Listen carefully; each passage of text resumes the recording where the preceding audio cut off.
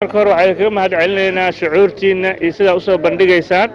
sida aad noogu muujinaysaan falkii dhacay inuu yahay fal aan la aqbali karin isla markaana aan dhammaanteen ka wada gubanay labada marxuumna u tacsiyeyno falka ciddii geysatayna aan ka daba tagno taliyii booliisku waa caddeeyey sarkaalkii meesha mas-uulka ahaana wuu xiray taliyaha wuxuu xiray waxay tahay in oo la dabagalo amarkaas la fuliyo si aan qof shacab annaga nooga dhiman waa waxa la rabo dhalinyaro magaaladiinni waay dalkan dalkiinni waay dalkan wuxuu ku hagaagi karaa annagoo midnimo iyo wadajir uga wada shaqayno sidii aan sharafkii iyo karaamada iyo caasimadan u soo wada ceshan lahayn waxaan idinka rabnaa marka haddana caasimadan iyo dalkan yaa iska leh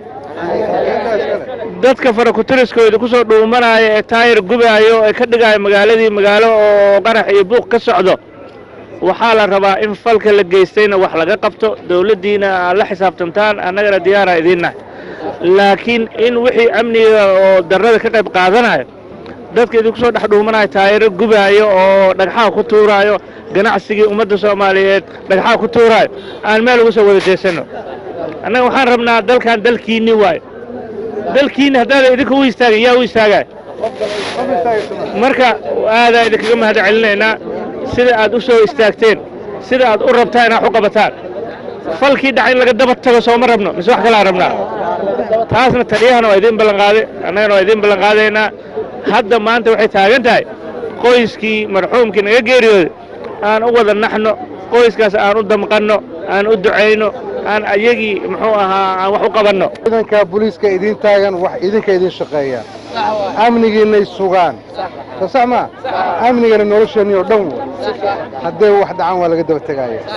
ninkii sarkaalka madaxda ka waa xiran kan kale waa keenaynaa ehelkii uu ka dhintayna sabir iyo imaan Allah ka siiyo idinka oo dhan sabir iyo imaan Allah idinka siiyo saaxiibkeen laakiin wixii xaq iyo wuxuudina meel baanu saaraynaa waxay noo soo haray amniga inagoo dhan baa ku nool soo runtii ma amnigu waa amnigeenu ku noolnahay waa amniga hooyadii ku nooshahay waa amniga aabbihiin ku nool yahay walaaladiina ay ku nool yihiin amniga innagaa iskale migu raacsantiin yaa iskale amniga innagaa iskale